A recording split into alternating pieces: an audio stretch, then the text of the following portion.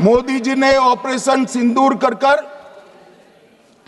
आतंकवादियों को जिन्होंने आतंकवादियों को भेजा था उनके आकाओं को जमीन में मिलाने का काम किया था। सेना और सीआरपीएफ ने वो आतंकवादियों को भी समाप्त कर दिया। और मान्यवर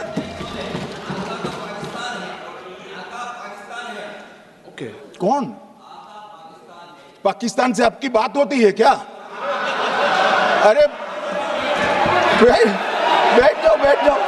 बैठ जाओ भाई।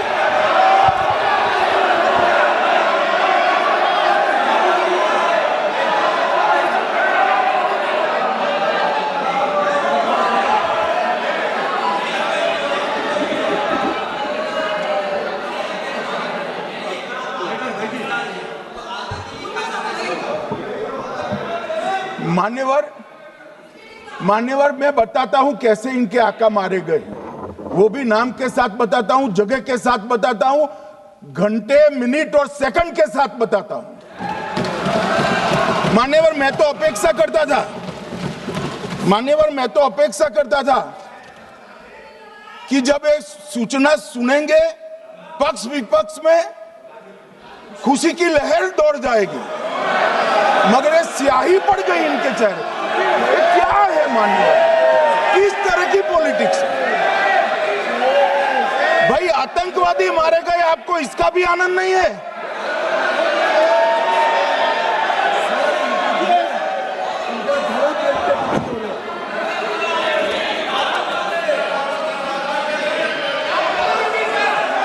अखिलेश जी बैठ जाइए, मेरा पूरा जवाब सुनिए, आपका सब जवाब आ जाएगा। भाई आप आतंकवादियों का धर्म देखकर दुखी मत होइए।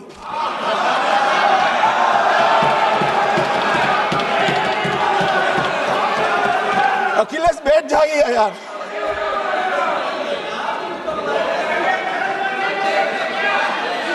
अखिलेश जी बैठ जाइए। मान्यवर किसी को संशय रखने की जरूरत नहीं है, बैलिस्टिक रिपोर्ट मेरे पास है, मेरे हाथ में है, और 6 वैज्ञानिकों ने इसको क्रॉस चेक किया है।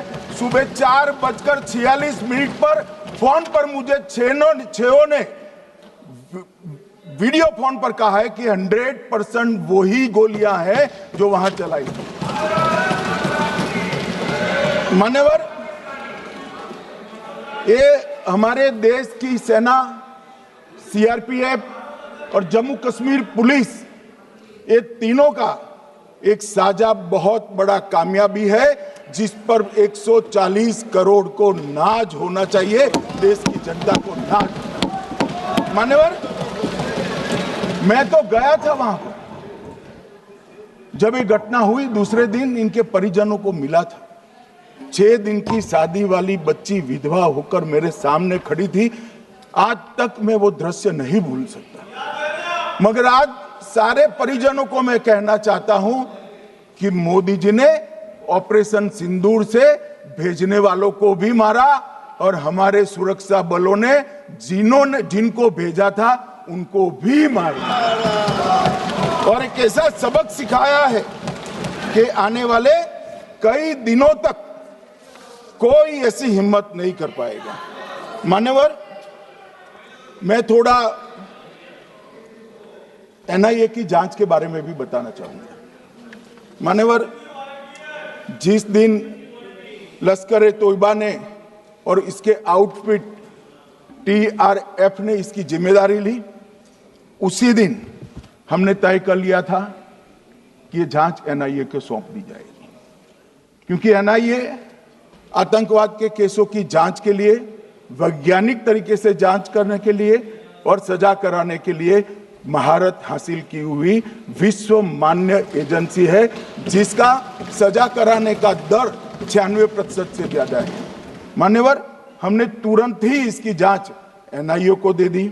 हमने पूरी व्यवस्था की, सेना, बीएसएफ, सीआरपीएफ और जम्मू कश्मीर पुलिस ने, कि ये लोग देश छोड़कर भाग न जाए। और मान्यवर इसकी जांच की शुरुआत हुई। एक थकाने वाली बहुत लंबी जांच हुई है।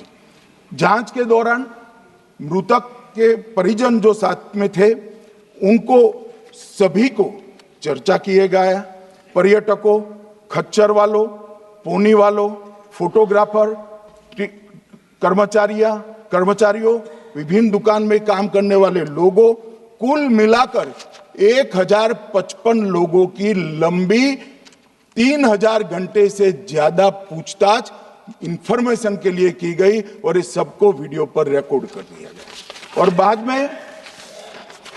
बाद में इसके आधार पर स्केच बनाया गया और ढूंढते 22/6/25 को एक बशीर की पहचान की गई और परवेज की पहचान की गई, जिन्होंने आतंकवादी घटना के अगले दिन आतंकवादियों को शरण दी थी।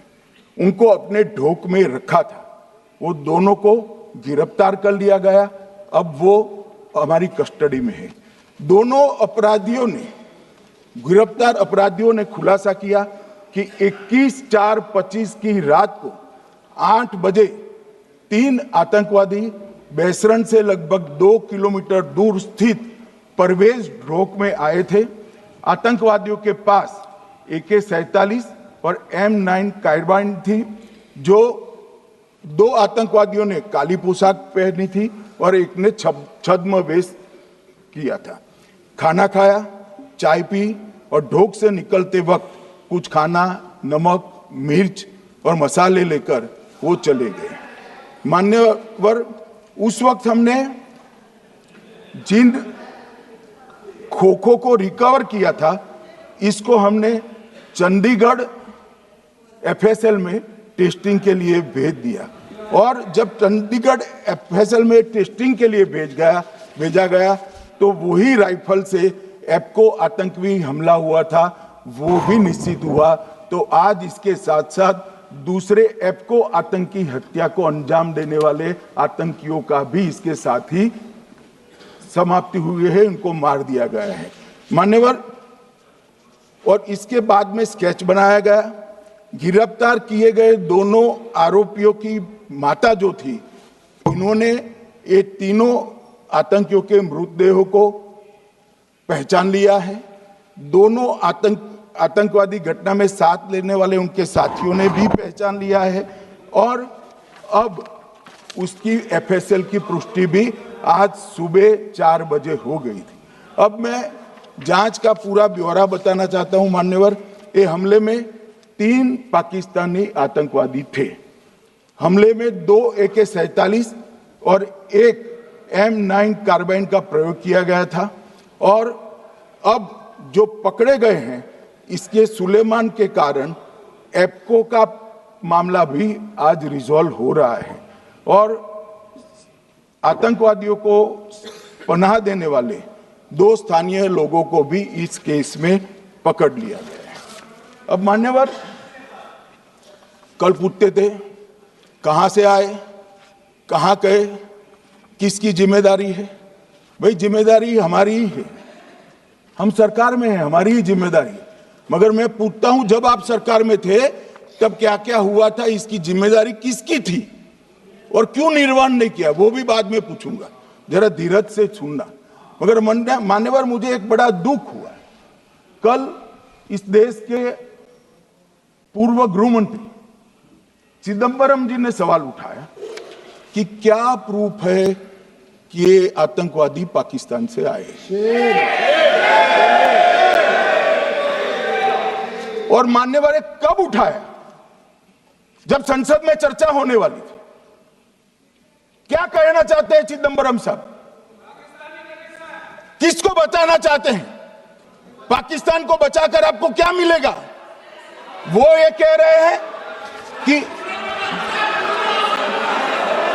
और क्या है? मत जवाब दो ना।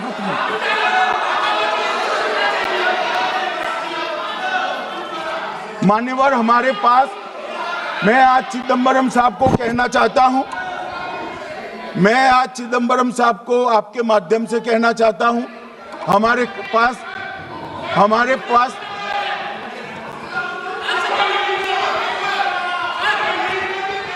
मान्यवर, हमारे पास प्रूफ है, वो भी मैं सदन के सामने रखना चाहता हूं कि तीनों पाकिस्तानी थे।